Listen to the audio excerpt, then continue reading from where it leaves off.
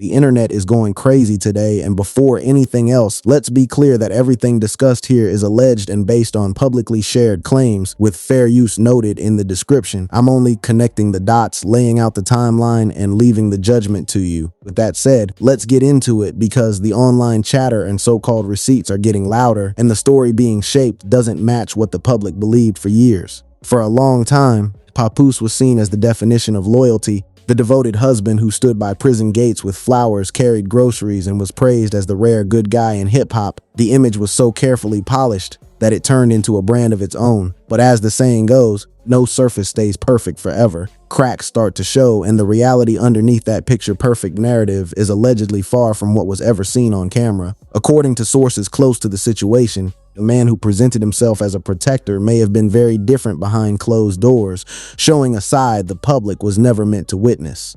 There are even claims that Remy herself alluded to this in a deeply emotional moment, suggesting that if people truly knew what she had endured, they wouldn't just be shocked, they would be heartbroken. That kind of statement says a lot on its own, and it leaves a heavy feeling hanging in the air. That is not the kind of language you use when describing a minor argument. It sounds more like someone speaking from a place of survival. And when you place that statement alongside the newer rumors connected to Claressa, everything starts to form a clearer, more troubling pattern. So what's actually being claimed here? Let's break it down. According to multiple voices close to the household, an incident allegedly occurred during a recent renovation while contractors were on site working on the pool. It's said there was a confrontation between Remy and Papoose that escalated into something physical, and the version circulating suggests that the workers on the property were the ones who ended up calling the authorities. Imagine that for a moment, paying a large sum for a luxury backyard renovation, only for the contractors to reportedly walk away from the job, not because of bad weather or missing materials, but because they allegedly witnessed something serious enough to make them feel compelled to call the authorities.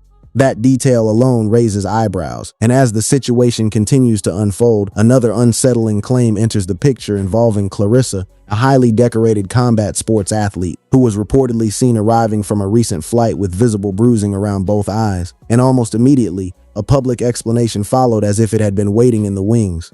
Claims that it was just sparring, just training, just the normal wear and tear of the sport. But if you slow it down and actually look at it, questions start to form. There's been no confirmed recent sparring footage, no announced fight camp, and no visible training buildup that would typically explain injuries like that. The timing of the explanation landing right after the images surfaced only adds to the speculation.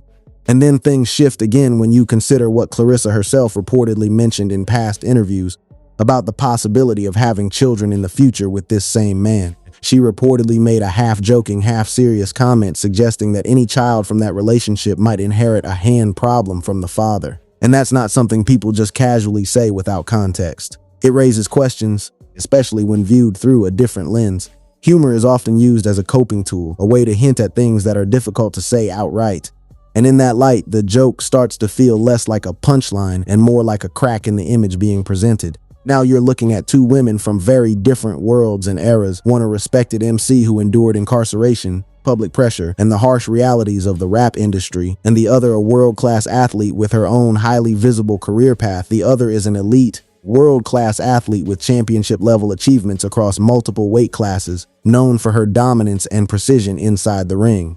Two women from completely different worlds, both strong in their own right, and yet, according to online chatter, both being linked to the same narrative surrounding the same man. If that alone doesn't make people pause, it naturally raises questions. How does someone at the peak of physical conditioning end up in situations that spark so much speculation in the first place? And beyond the rumors and interpretations, it leaves people trying to understand how appearances in public can sometimes feel so different from what might be happening behind closed doors. The explanation people usually fall back on in situations like this comes down to a familiar mix of love, image, and the pressure of maintaining a public story even when private realities may feel different. Over time, past moments also get reinterpreted through new conversations and online discussion. For example, commentary from Tasha K once included a public apology involving claims connected to Remy Ma and Papoose, which at the time passed quickly through the news cycle but is now being revisited in broader discussions. As more clips, appearances, and old statements get reanalyzed together, different narratives start to build layers online, mixing facts and speculation. and that can make the overall picture feel increasingly complicated from the outside. Let's look at the financial side of the story, because this is the part many people online tend to overlook. For years, the public narrative painted Papoose as the steady support system while Remy Ma was incarcerated, the loyal partner making visits and holding things down. But it naturally raises questions about how the lifestyle was sustained during that period.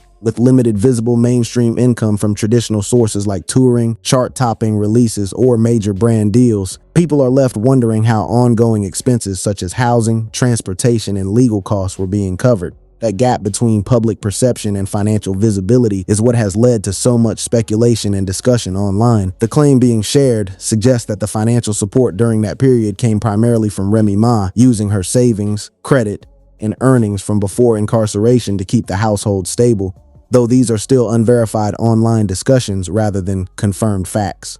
When people extend that comparison to Claressa Shields, the focus shifts to her own financial independence and success in combat sports, along with her reported business moves in promoting and supporting other fighters, with online conversations highlighting how those kinds of responsibilities and investments add another layer to her already established career and income streams. Online conversations are trying to link different moments into one connected story, though these remain unverified claims and interpretations rather than confirmed facts. People reference past emotional remarks from Remy Ma, earlier commentary involving Tasha K, and recent online rumors tied to Claressa Shields. While each situation is separate and context-dependent, internet discussions often combine them into one timeline, creating a larger narrative that spreads despite limited verified information. Her boxing license, endorsement deals, professional record, and even her personal freedom are all on the line. The idea is that a single act of self-defense from a registered fighter could be reframed into assault charges, legal battles, and financial ruin. So the alleged strategy being described is carefully calculated: provoke her, push her, bait her into reacting, and the moment she defends herself, turn it into a lawsuit that could drain everything she has. That's not a relationship, it's a carefully constructed trap disguised as a home. Now, when you contrast this with what Remy reportedly went through during her own private situation, the story takes a different turn. According to rumors, Remy acted with caution and foresight, allegedly installing cameras in her home to document what was happening and building a record of years of behavior. And regarding the new address, there's been ongoing talk about his sleeping arrangements that were never fully confirmed. For months, rumors suggested he was allegedly sleeping on the couch in Remy's home, not in the bedroom. Now, it's being said he has moved into his own apartment and separate setup. People are connecting these details and forming their own conclusions about what might be happening. If you followed this breakdown, I appreciate you staying till the end. Share your thoughts below on whether you believe these claims and if you see any parallels in Claressa's situation. Can a woman with professional knockout power still end up in a situation like this? The short answer is yes, because physical strength inside a controlled environment doesn't always translate to safety in real-life emotional or legal dynamics. The bigger question is what happens next. Does Claressa quietly document everything and protect herself if things ever escalate, or does she stay committed to her public image and risk dealing with consequences later? No one outside the situation can say for sure, but those are the two paths people are speculating about. Drop your thoughts below. What's your prediction for how this unfolds? If this breakdown made you think, like, subscribe, and share it with someone who needs to recognize these patterns before they get caught in them. If you want to go deeper into the earlier chapter where we broke down the alleged red flags Remy was supposedly signaling months ago, check the linked video above. It acts as a prequel to everything discussed here. Watching both back-to-back may help you see how the timeline is being interpreted by viewers. In the end, stay mindful of the people around you and pay attention to consistent patterns rather than words alone. Protect your peace, your finances, and your reputation. And most importantly, be aware of how quickly situations can shift when trust is involved. That's it for this one. See you in the next breakdown.